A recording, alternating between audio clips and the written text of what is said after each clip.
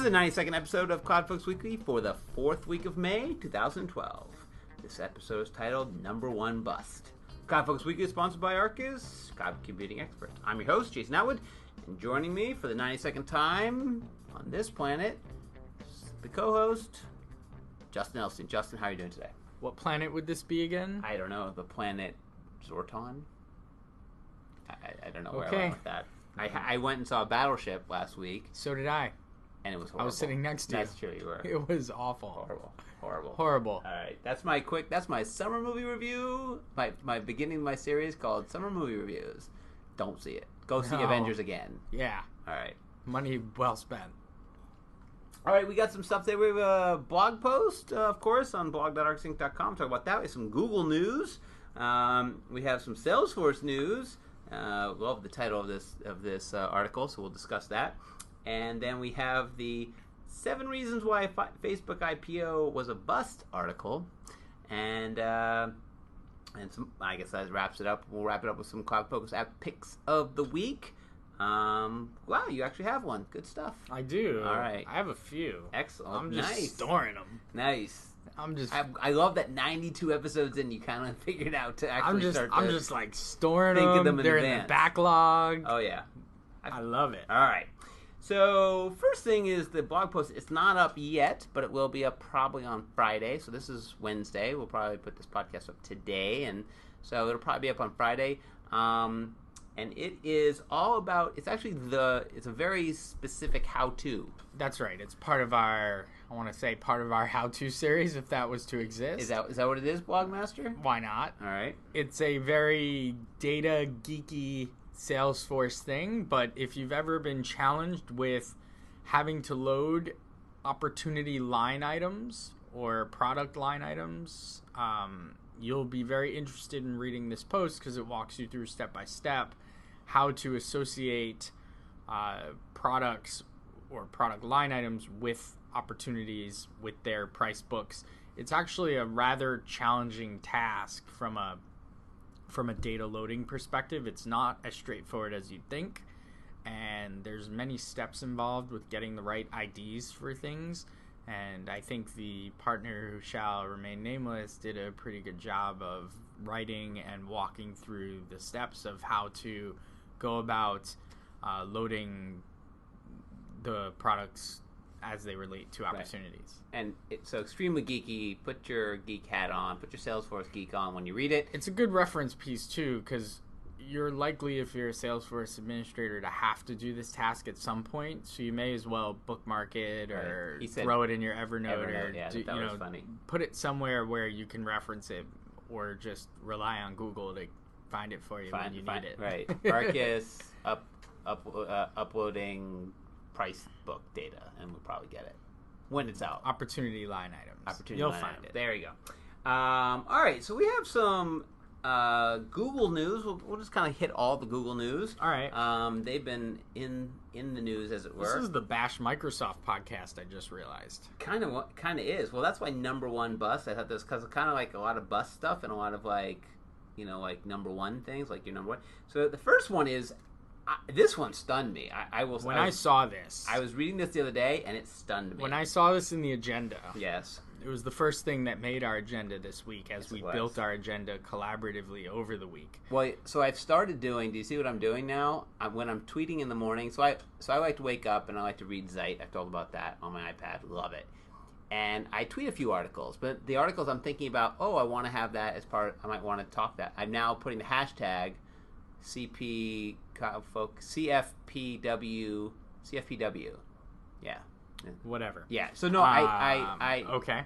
I hashtag it so I can go back and find the ones that I want to put in. So good job. Nice job there, buddy. I liked it. Okay. You could also just throw it somewhere else, but that seems like a good. Your little read later list. That's a good place to throw it. Yeah, I never go there.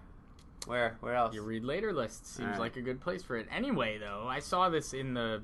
We haven't even said what it is. Google Chrome, now the number one browser in the world. Crazy sauce. Browser wars. They're back. It's like Storage Wars, but for browsers. It's Storage Wars, but not as fun. Not even close. To watch. So Dave Hester got taken down. That was a little inside Yeah, for those who watch Storage Wars. So you have to be a CloudFocus Super Weekly geek listener and someone who likes browsers, and now you're comparing it to a Super show geek. on AMC or TNT or something. Listen, that was pretty awesome. Okay. Anyway, so Google Chrome just passed Microsoft's Internet Explorer to become the most used browser in the world. Yep. That's pretty incredible considering IE's had a stranglehold on this for what seems like ever. No, not ever. Well, not ever, but because they didn't have one. For what seems like forever. Like I remember the most Rick, meaningful when Netscape used to rule yeah, the but world. for like the most meaningful years of the internet, like the last 10 to 15, Internet Explorer has kind of owned it. And they owned it primarily because they shipped it on every computer, and it was the default, and that's it. That's it. So that's why this is sort of so interesting. I think to take over that market, you're basically, first of all, IE has just gone nowhere. So Microsoft, thank you very much. You've helped out a lot because you've really done nothing with the browser. I'm using 8 on Parallels, and I don't even know if that's the most current. Is 9 current? 9's the one where they have those pretty super cool commercials for. Have you ever seen them? No. They're pretty good, actually. The commercials are good. I don't know. I've yet to use the browser. I haven't used Internet Explorer in... I don't know. I have it. I also have Parallels on my Mac, and I have to boot into Windows from time to time to do some things. And I have their browser. Well, I have Chrome, and I set Chrome to my default. I just don't even want to deal with it. Yep. So I don't know. So Microsoft was one part of it because they just haven't innovated.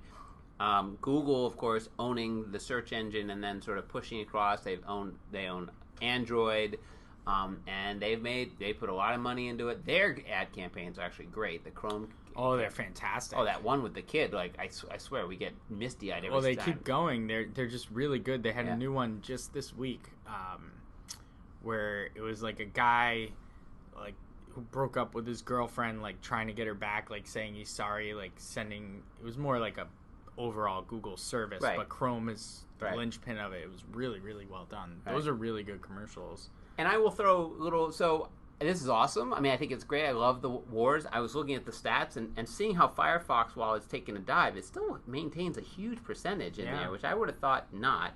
And then Safari's kind of got this, slowly but surely. I don't think Safari on Windows ever really took off.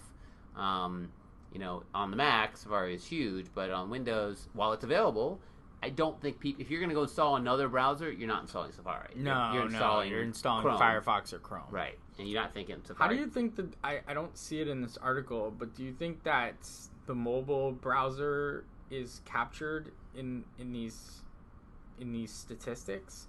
Because I would have to imagine on the mobile, Safari's got to be number 1. I don't know. There's a lot of Android devices, and they're all using Chrome. Well, is that where these numbers come from? Part of it must be. It also mentions that IE is still the top browser in certain regions, including North America. But, Chrome has some extreme popularity in places that have lots of people. India, South America, with Orkut down in Brazil. I think that's where Orkut is really big as a social network. And it's still IE is still the default web browser for any Windows machine that gets shipped, and that's a large majority of machines are Windows machines, so they're using IE. But it's pretty cool to see a browser that's only, what do you think, 4 or 5 years old, Chrome? A little bit more than that, but yeah, something like that. Step up and be a big player. And I actually saw an article, more Google News, Google rumors that they're going to put out Chrome for the iPad or the iOS devices. So there's been knockoffs. There's a couple. There's like Dolphin browser, and I think there's Puffin, which has been a pick of the week here. I've used them from time to time. I've used Opera, but there's Opera. Yeah, I don't really. Unlike on your desktop, when you have 2 icons, you can click on either one. On the iPad, you're like kind of locked into one browser because anything you click opens that browser, and I don't think you can change that. You can't change that. Like basically, any link you click opens Safari. But I get caught in the multiple Gmail account stuff. Google. And I'm caught in that world sometimes. So I would love to have another browser just to kind of make it be a certain set of data that I'm doing. My desktop or my laptop, I should say, serves that function. Yep. Actually, I have 3 browsers that I juggle. Safari and Chrome are both Arkus Google accounts, and Firefox is my personal stuff, stays in Firefox. So Nice. We've all juggled that Yeah. from time to time, I'm sure. Yep. In other, I guess other Google news, we'll throw this one in there, which was there was they were interviewing someone at Google, the David Lai, who's the VP of Corporate Development, and this was at the Disrupt NYC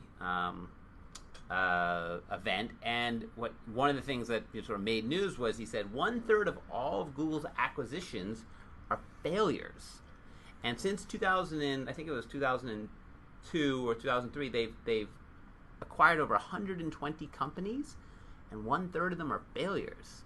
Like, that's a huge ratio.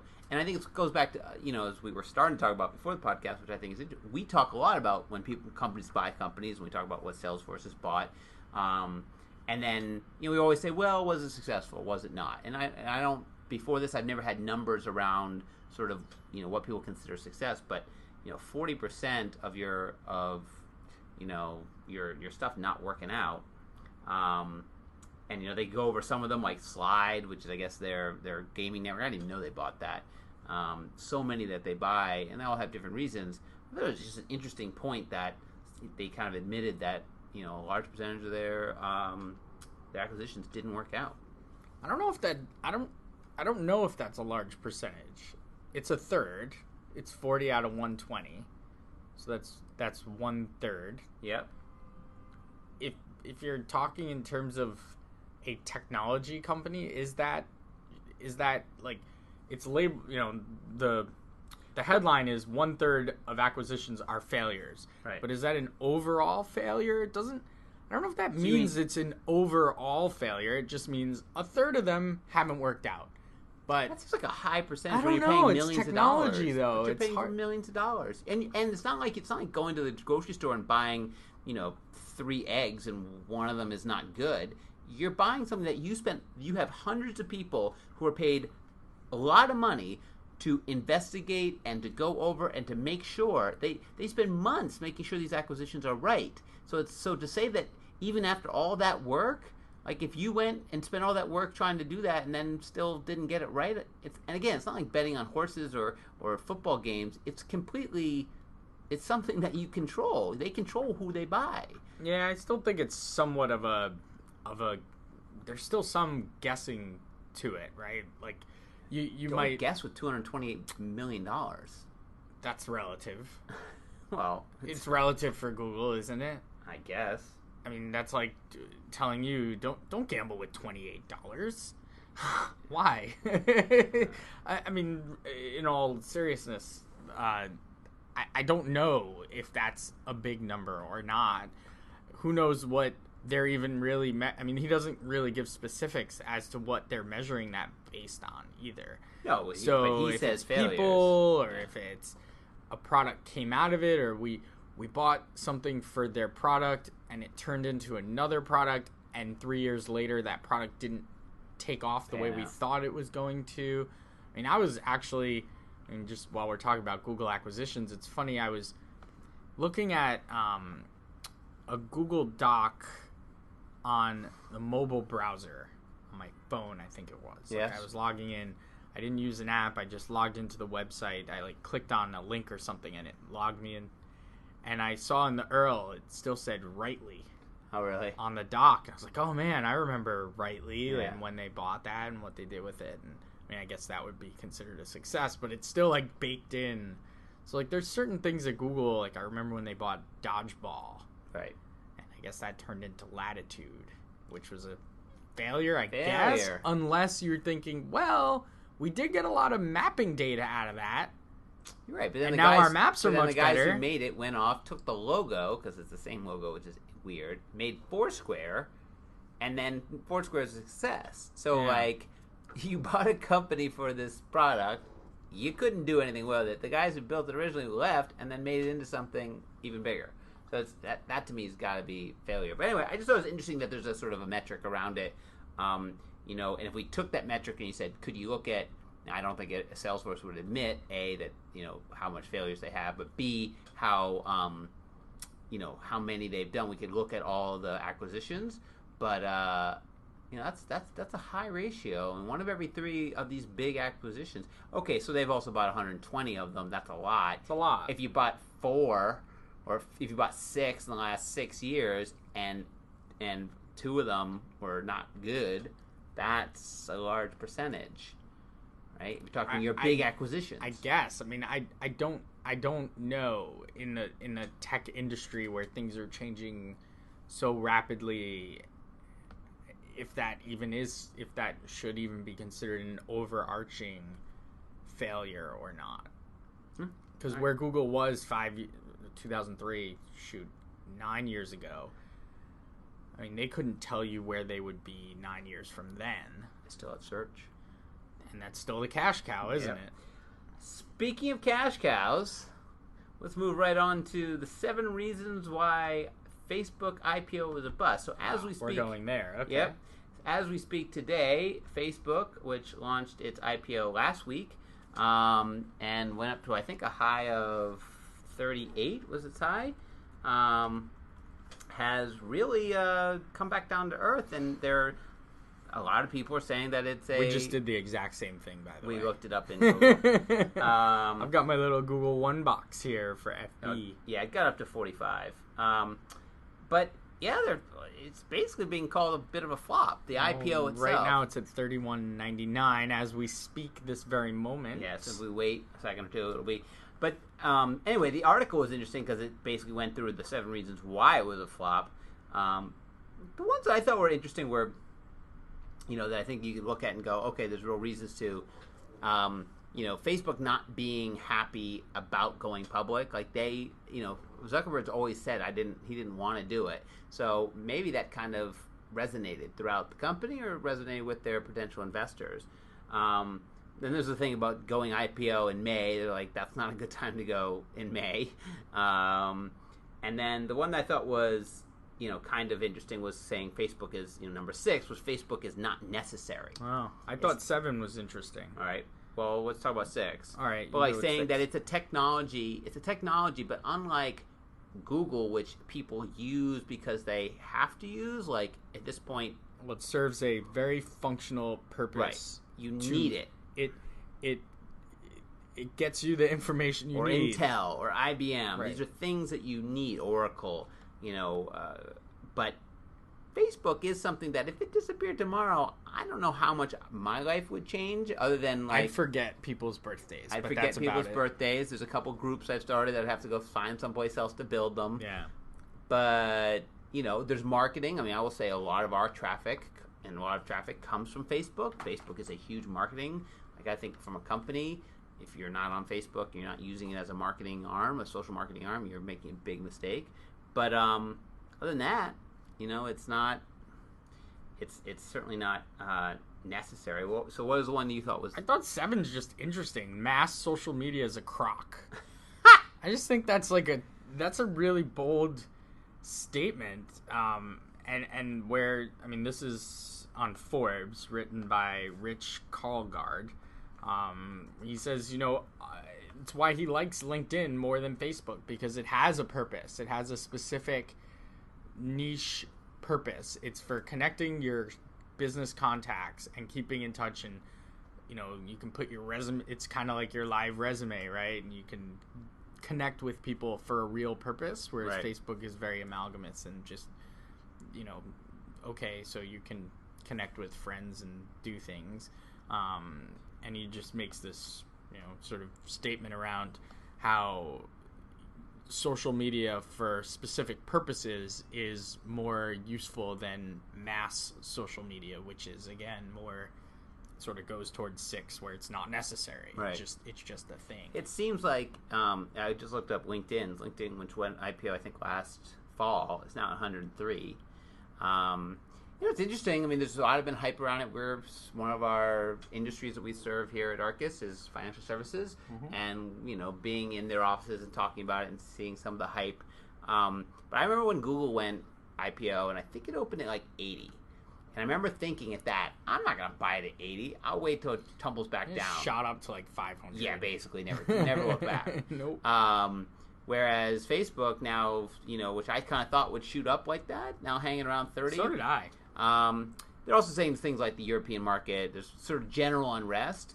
I don't know. I mean, to me, it kind of looks like it's a tool that everybody uses, and it's so ubiquitous at this point. I was even making fun of people I went to a wedding over the weekend. I wanted to them. It's almost become like hip to say you don't do Facebook anymore. It's like I don't do Facebook. It's like, really? Come on. That's like saying to me that's like saying I don't do email. I don't do email. I'm sure there were people who are like I don't do email. Listen, it's got its purpose. Is it, should you spend as much as your time as I see some people spending their time doing? No. But is there 10 minutes in your day or 5 minutes in your day? You go, you check, you see some pictures of other people, you see their birthday, and you basically find out what's going on. I like it for that. I like it for that just like I like Twitter for that, But for them to always, I'm not doing Facebook. I don't do Facebook. Like, okay, you're super cool. You don't do Facebook. If you could for the next 3 weeks, if I were to say to you, or month, you are not allowed to use Facebook or Twitter, which one would you give up? You could use one, but you can't use the other. You can only use one of them. Which one would you do? If I could, Facebook or Twitter. Yeah, you could. You have to give up one of these two things. You must close your account. You can't go to their website. Can't go to twitter.com not logged in. You have to give up Twitter or give up Facebook. Which one would you give up? I'd probably give up Twitter.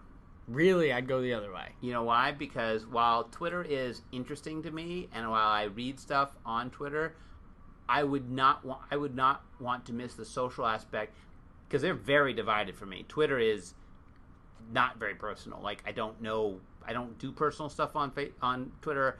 It's all work, all sort of my brand, whereas Facebook is personal. So I would lose with that 30 weeks. You say, take away Twitter, fine. I'd lose people posting stuff about Dreamforce, and I'd lose articles, and, I'd lose news items. But there's a million places I can go get news items. There's a million places I can go find out, what's new on TechCrunch or what blogs or people are following, right? But there are very, very few places where I'm as interconnected with friends and family that I would lose. There's no other place to get that. I think that's sort of the Twitter. There's other places to get the same information.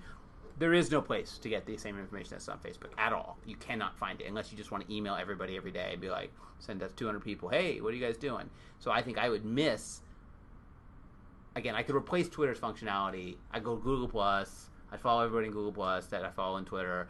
I would go to Google Reader, which I have. I just have a million places I can find news and find out what people are doing. But personally, I don't. Even LinkedIn doesn't do that, right? So you would give up? You'd give up? Yeah, I'd give up Facebook before I'd give up Twitter. Really? Yeah, I like the.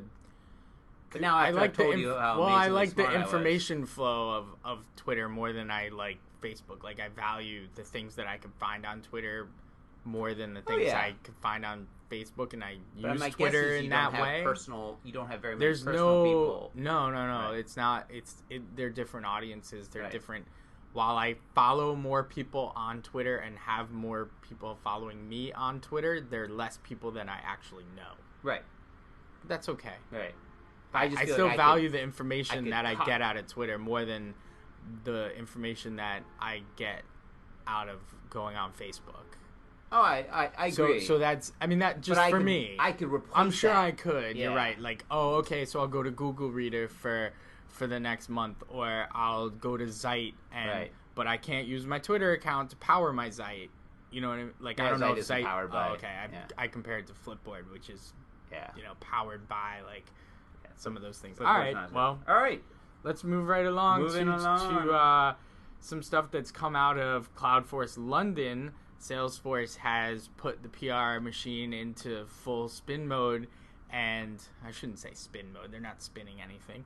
They had a CloudForce event, and from CloudForce comes news, and they've hit the web big time, and specifically talking about Chatter and Chatter Messenger coming out, and announcing screen sharing to come soon after that.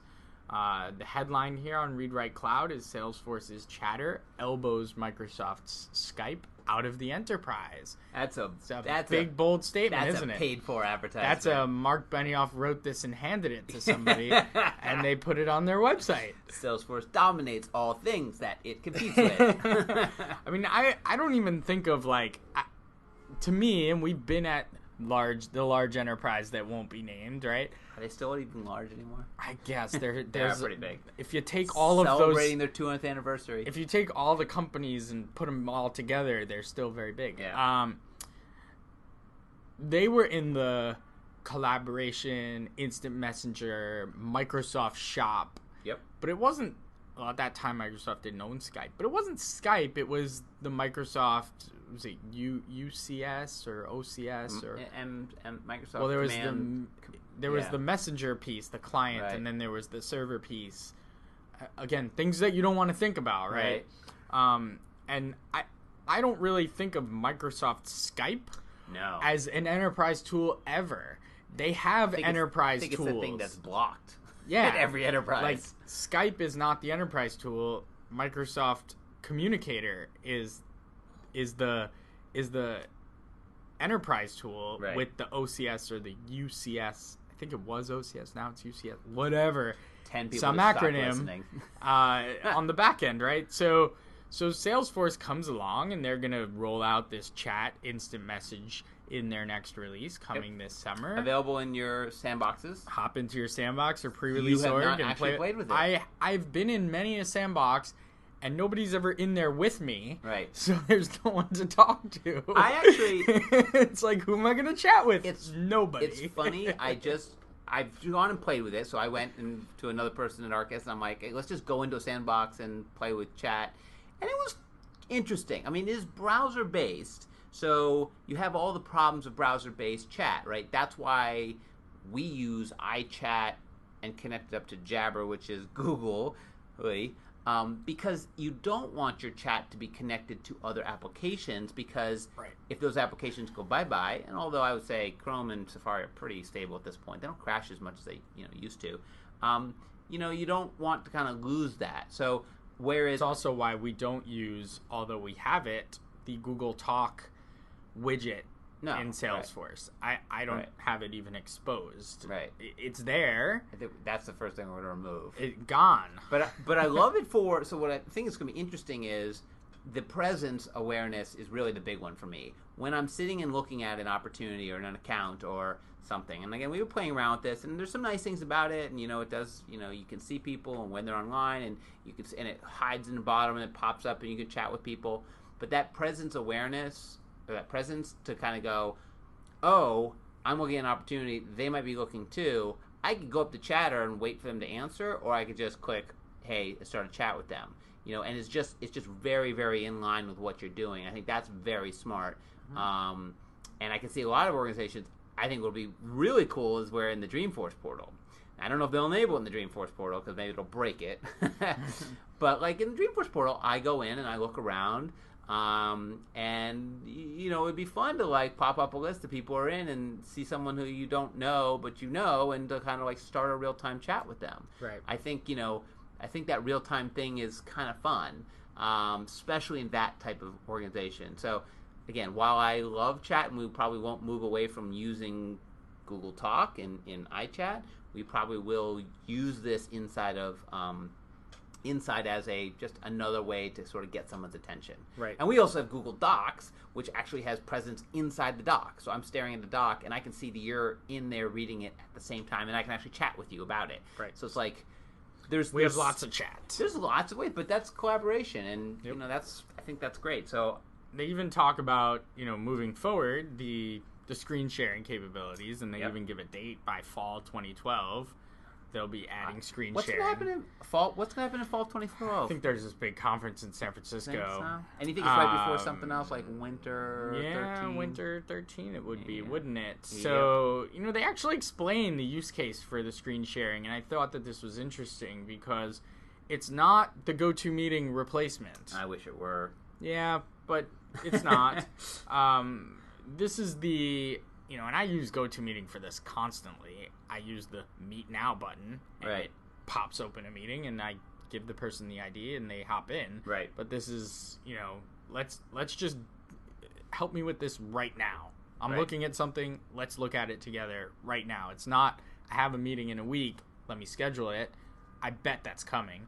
But this is more, I'm looking at this case. Help me figure this out. Right.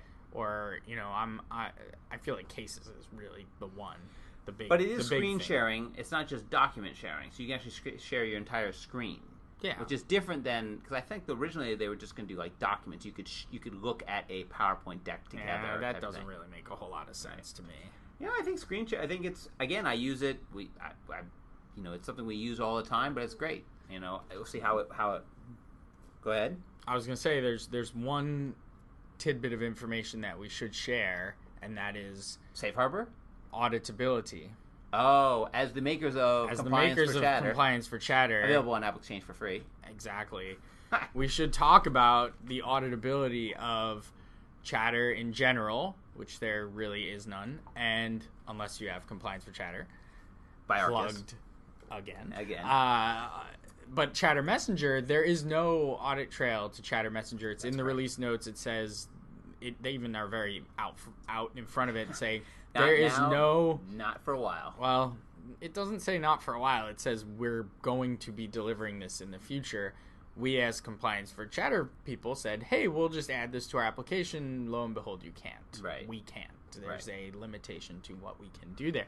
So if you are a big enterprise that needs auditability on their instant messaging, you will likely have to turn this off. Right. So I was actually talking to one of our clients today, who might be listening, and we were in a sandbox, and I said, "Oh, are you ready to switch it off the day it comes out? Because this is one of those things that will turn on automatically." Right. So, and he said, "No, I've actually filled out the paperwork to have it pre-turned off." Yep. So if you need it turned off, you can actually fill out paperwork to say do not have it turned on, which is nice. I still wish this would have been a turn on thing, like allowing people to turn on. I don't like it when they do these things that have all sorts of ramifications, especially when I train compliance ramifications. Also user ramifications. It's like all of a sudden this doesn't to me like all of a sudden there's instant messenger. Problem. Okay, there's instant messenger. To me, it's more of it's not an end user is lost and all of a sudden can't do their job thing. It's a company needs to have communications audited and they now can't, so can be in trouble thing. Right. Like, all of a sudden, this instant messenger thing pops up in the lower right-hand corner. You're still going to know how to use Salesforce. You're not going to get lost. You're not going to be like, oh my God, I don't know what to do anymore. This thing is here, and things are popping up. Like, that's not a huge issue. Well, again, as I think for a privacy thing, it actually signs you in as available, and it makes people know that you're there. There's a privacy issue with that. You should never roll out anything that does something for somebody that they don't know it's going to do it. So it's my exact same thing for the when you install the Chatter iPad apps or the desktop that's Chatter. Terrible. Right, and I've talked to the product managers, and I use in the App Exchange where it posts that to the Chatter. Jason Atwood just installed Chatter for desktop. He just installed Chatter for iPad. He just installed. It's like, don't do things behind the scenes that I don't know you're doing, that you're exposed, that you're saying to a group that I didn't make that decision. Give me a button that says, do you want to do this? And I'll click it or not. Yeah. But don't do it automatically, because what happens if I don't want everybody to know I just installed Chatter for blah? It's like when you register for Dreamforce. You have the opportunity to tweet that you registered for Dreamforce, even after you've typed in your Twitter handle. It can't tweet for you. Yes, it could. Well, you didn't type in your password.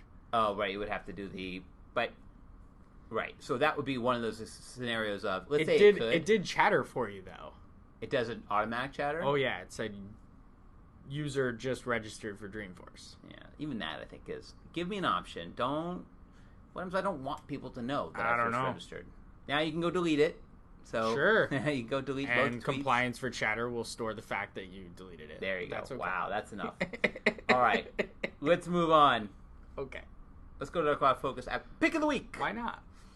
So you have one. Let's go. I do. It's an app that I used today. So we're here in New York in the heart of Times Square, and the weather is like a little weird today. It's like rain, then sun, then rain, then sun, and it's like a weird mix. So I had to go out to a client, to a meeting, not far from here, but I didn't want to go out in the rain. Okay. So I used I used my app. Are you mocking me? A little bit. I used this app called Dark Sky. Okay. For the iPhone, although it's on the iPad as well. And what it does is it knows where you are using your location. Yep. It has radar. Yep. And it can tell you up to the minute what is happening. So it is not raining now. It will be raining 8 minutes from now. Love it. So like when you should leave, when you should go to, like, you know, oh, I really want to go grab food. I want to go grab my lunch. Looks like it's not going to rain for the next 23 minutes. Great. I'm going to go. How do you know how accurate this is? It was pretty darn accurate because Was it? when I left, it was not raining, but it told me it was going to start drizzling by the time I got to where I was. Yeah. And when I got to where I was and I got up the subway, Yeah. it was drizzling. Nice. It was really great. It has some really neat visualizations of the radar itself, so you can see, like, it has these little, like, wavelengths out in time, so you can see, like, oh, it's fluctuating out there, so it might be, might not. It was pretty darn accurate. I was very impressed with it. It is $3.99. So for an iOS app, $3.99, not cheap, not expensive, but pretty cool. $3.99 doesn't stop me. No, it didn't stop me either. So that's interesting. I thought it was just the coolest. It was a really cool use of location and weather services and visualization of the weather, and just a really interesting way of using data differently, and I very useful. Yeah. I was like, oh, all right, I have to go out. I see it's sort of weird outside. Is it going to rain in the next 15 minutes? So it's universal. It's universal, which is good. So That is when good. when I spend money for an app, I want it to work on both my devices. Me too. I don't ever I want to agree. buy things that are one way. I don't want to buy it twice. No, especially like That's something terrible. Like this. Those EA games like Monopoly, Yep. where even when they're on sale for 99 cents, where they don't work on both devices, it bothers me. Even even like one of our favorite apps, Instacast. Oh, I Yeah. don't have it on my iPad. Right. I have it on my iPad. I only have it on my phone. So I will add this into my folder with weather. I It's use Weather totally Bug, worth it. It's awesome. the Weather Channel, and My Radar, which does something similar, but I love this concept. So I've used these before in camping. If you ever go camping, this is huge because you literally want to know, like, you know, are we going to wake up in a storm? And I remember it was 3 years ago, I was camping with a bunch of the fathers from the neighborhood and our kids, and it was like, there was a storm coming, and we sat there and watched on radar on my iPhone, watched it come in, and it was just fun just to watch this huge storm coming, and we were like packing up and getting ready and, you know, sitting around the fire and getting everything ready for the storm. But then we could literally just track it in. It wasn't as accurate, but so much fun. So what a great app. We've Dark done Sky. that. We've done that at football games as well during tailgates. Oh, yes. When to pack up the tailgate, when to Yes. put up the tent or the awning. Yes, and we usually get caught badly. We underestimate. So maybe this will help. Dark Sky by Dark Sky Apps. Doesn't really have a doesn't really have a buy. I think Okay. it's just Dark Sky. great $3.99. Go buy it for iOS. It's pretty new. It's pretty cool too. Yeah, that's very cool. Mine is not going to be as cool. I just need to do this as a shout out because I love this app and I use it all the time. And so it's one of those that it's like two people listening to this podcast might want to use it, and you're one of them. So as I've talked about before, I'm a huge GTD guy, getting things done by the productivity methodology by David Allen. I use a software. If you follow me on Quora at all, you know I use a software called OmniFocus, which is a task project management app, personal task management, syncs with the iPhone, syncs with the iPad. Great app. One of the things it doesn't do that I want to do, and I actually use as part of my own sort of productivity to know if I'm like underwater or not, is it doesn't give you any statistics. So I have lots of projects, lots of things I need to do, but I've learned over the years of using this app that basically there's a number out there that if I'm over this number, I'm starting to feel like I gotta slim down the amount of stuff I'm doing. If I'm under this number, I can actually take on more stuff. So there's an app called ofquickstats.app. It's actually it's free. Is it an Apple script? It's an Apple script app. Yes. And what it does is you start it up from Quicksilver or from not Quicksilver, whatever, Spotlight, or I do, and it just quickly reads through your entire OmniFocus database, and it builds a little set of numbers for you. So again, this is only for you OmniFocus people out there. This is for OmniFocus nerds. But it's if you use OmniFocus, you need this, because here's why. There's this number. It tells me how many projects I have, how many active projects, how many pending projects. Those are not the one, how many lists. It gives you a whole bunch of stats. The big one is current projects. Current projects is the number of projects you have going that are haven't started yet, but they're kind of actively going that you can see. Then there's pending ones that could be coming up at any time. And that number is the number I key off of. So again, I look at that. I try to keep that under 80. That's when I can actually do stuff. If I'm over 80 into 90, I know when I actually go through and start taking projects and putting them on hold, because I just can't. I know that I'm going to explode I won't be able to do it. So anyway, it's called QuickStats. It's great. I'll put the link will be on the blog post, blog.arkusinc.com. Again, so I just had to do shout out because I've used it so much. I know it's not a cloud app and not a whatever, but OmniFocus syncs with the cloud, so I think it's good. I almost picked a piece of hardware that I was showing you before the show, but maybe I'll pick that next week. All right, so go to blog.arkusinc.com. You can get all the blog posts. You can get all the CloudFocus weeklies. They're all there. Actually, back to the first one. If you want to go back and hear what the first one, we're coming up on our 1-year anniversary. Actually, our 1-year anniversary. 2-year anniversary? I was about to say. Our 2-year anniversary and our 100th episode, which we're starting to plan something special for, so stay tuned, are coming up. And they're going to roughly be around the same time. I guess we could take a couple weeks off if we wanted to make them hit on the same week.